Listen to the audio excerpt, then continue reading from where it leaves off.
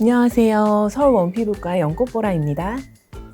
안녕하세요. 리더스 피부과 건대점의 이도영 원장입니다.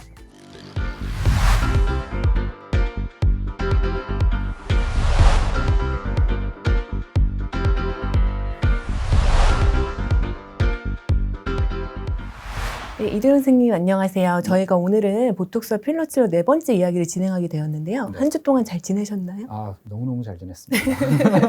이 원장님 어떻게 네, 괜찮으셨어요? 저도 잘 지냈습니다. 네. 네. 그럼 오늘 본격적으로 시작을 해볼까요? 오늘은 보톡스와 필러에 대한 궁금증을 OX로 명확하게 답변해 드리려고 합니다.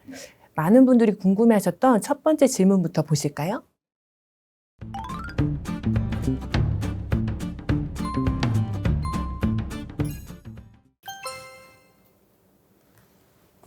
보톡스나 필러가 태아의 기형을 유발한다든지 태아한테 명백하게 해롭다는 증거는 없지만 또 안전성 또한 알려지지 않은 것이 사실입니다. 그래서 굳이 우리가 위험성을 감수하고서 임산부나 수유부한테 이제 필러 시술을 권고해드리지는 않고 있습니다.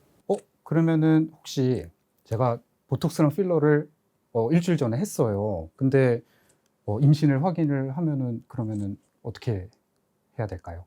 그리고 다행히도 국내나 해외에서 그런 논문이나 여러 케이스 보고에서 이제 좀 고용량의 보톡스를 맞더라도 태아한테는 특별하게 문제가 없는 경우가 많았기 때문에 이제 추후에 이제 산부인과 이제 그 검진을 통해서 좀 추적 관찰을 조금 더 잘 하시는 게 좋을 것 같고요. 너무 걱정은 안 하셔도 되실 것 같습니다.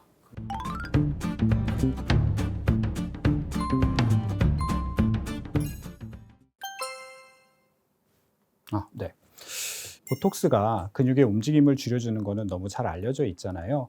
근데 이제 얼굴 근육이라고 하는 게 서로 다 스마스라고 하는 층에 의해서 연결이 되어 있습니다. 그리고 얼굴 근육의 일부는 무언가를 올리는 역할, 얼굴 근육의 일부는 무언가를 내리는 역할을 해주게 되거든요.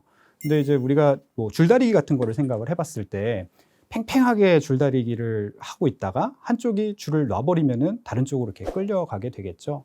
마찬가지로 올리는 근육을 마비를 시켜버리면은 이제 내려갈 거고, 내리는 근육을 마비를 시키면 올라갈 겁니다. 그래서 대표적으로 우리가 턱 라인을 무너뜨리는 그런 게 넓은 목근이라고 하는 근육이거든요. 이게 이제 목에서 시작이 돼서 턱 라인 이렇게 덮고 있는 근육인데, 이게 수축을 하게 되면은 턱 라인을 되게 모호하게 만들어 줍니다. 그래서 턱 라인을 따라서 보톡스를 시술을 해주게 되면은 넓은 목근이 마비가 되면서 약간의 턱 라인이 날렵해지고 리프팅 효과가 날 수가 있습니다. 비슷한 원리로 입꼬리 내림근이라고 하는 근육이 있는데, 이 입꼬리 내림 근육을 마비를 시켜주면은 평상시에 입꼬리가 살짝 올라가면서 미소 짓는 얼굴로 될 수 있어서 많이 또 시술을 권유드리고 있는 편입니다.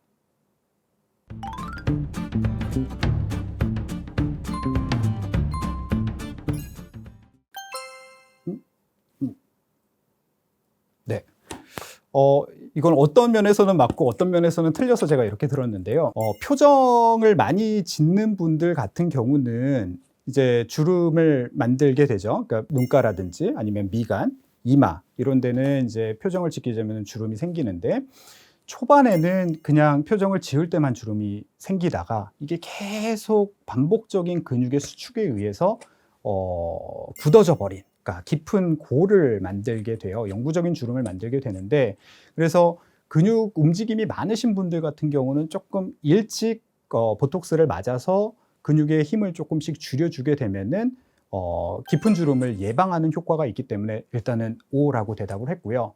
필러의 경우는 조금 달라요. 필러는 그 개개인에 따라서 어떤 부분, 그러니까 그 해야 되는 부분과 이런 것들이 조금 다르기 때문에 필러는 피부과에 병원에 내원을 하셔서 피부과 전문의와 상담을 통해서 어떤 부위에 언제 시작을 할지를 그 피부 탄력도나 아니면은 그 전체적인 밸런스를 고려를 해서 시술을 하는 게 좋기 때문에 필러는 꼭 어릴 때 맞는 게 좋지만은 않습니다.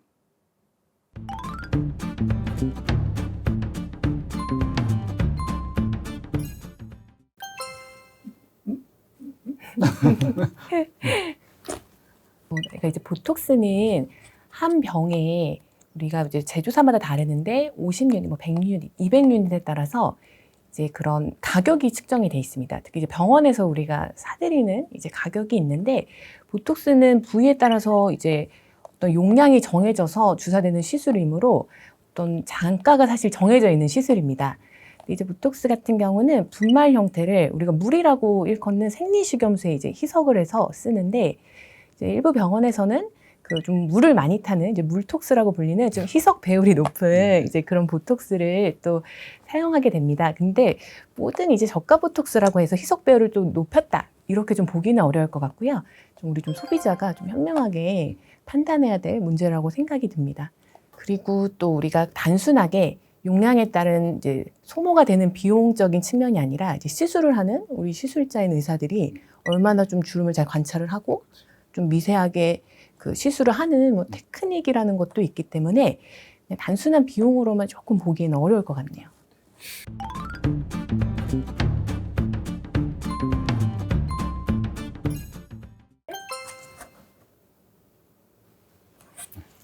네, 이제 필러의 이동이라고 하는 좀 드문 부작용이 필러 시술 뭐 수개월에서 수년 이후에도 생길 수가 있습니다. 그래서 그 우리가 원인으로는 뭐 중력이 끌어당기는 방향이나 아니면은 뭐 근육의 움직임, 그런 부분들, 아니면 내가 또 마사지를 받는 어떤 물리적인 힘에 따라서 영향을 받을 수가 있는데, 아주 흔한 증상은 아니라고 생각이 들고요. 이제 가끔 뭐 이마에 필러를 맞는 분이 이마에 있는 게 뭐 턱 끝으로 이동하면 어떡하느냐, 아니면은 팔자에 맞은 부분이 뭐 이마로 이동하면 어떡하느냐, 이렇게 좀 걱정을 하시는데요. 이렇게 원격 부위로의 이동보다는 우리가 뭐 팔자, 미간, 이마 좀 근접 부위로 약간 뭉치는 듯한 그런 현상으로 나타나기 때문에 크게 염려는 안 하셔도 됩니다.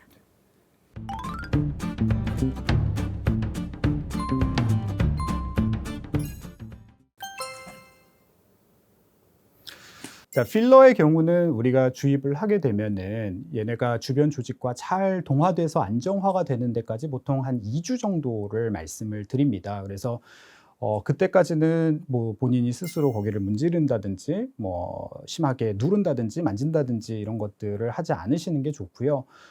간혹 가다가 뭐 필러 모양이나 이런 것들이 마음에 안 드시는 경우가 있을 수도 있어요. 예, 그러면은 병원에 내원을 하셔서, 그러면 시술자가 몰딩이라고 하는 그런 과정을 통해서 부드럽게 뭉쳐져 있는 필러, 아니면은 뭐 원하지 않는 부위에 있는 필러들을 그 모양을 예쁘게 다시 맞춰드릴 수도 있습니다.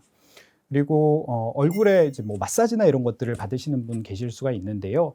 필러 시술 후에 최소 한 4주 정도는 있다가 마사지는 하시는 거를 일단은 권장을 드리겠고, 시술 부위에 지나치게 많은 압력이 가해지게 되면은 필러의 뭐 지속 기간도 조금 짧아질 수도 있고, 그다음에 필러의 모양이 변할 수도 있으니까 시술 부위에는 가급적이면 마사지 같은 것들은 받지 않으시는 거를 권장을 드리기는 합니다. 보톡스 같은 경우는 또 조금 얘기가 다른데요. 우리가 보톡스를 이제 주입을 하게 되면은 얘는 이제 24시간 안에, 그러니까 제 기능을 다 하고 나서 하루 내에 우리 몸에서 빠져나가게 됩니다. 그래서 저는 이제 보톡스 같은 경우는 시술 당일에 그 부분을 이제 문지르게 되면은 주변부로 원치 않게 퍼질 수 있는 부작용이 생길 수가 있기 때문에, 물론 그것도 확률이 좀 떨어지기는 하지만 그래도 만에 하나 퍼질 수 있는 그런 부작용이 있을 수가 있기 때문에 시술 당일에만 그 부분을 문지르지 않도록 말씀을 드리고 있고요.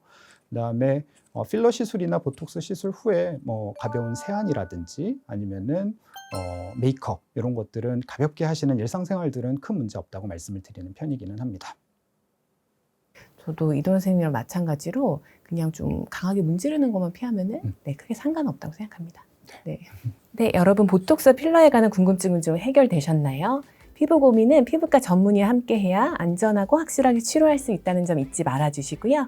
다음 주에는 보톡스와 필러, 이런 곳에서 쓰인다를 주제로 얘기 나눠볼 예정입니다.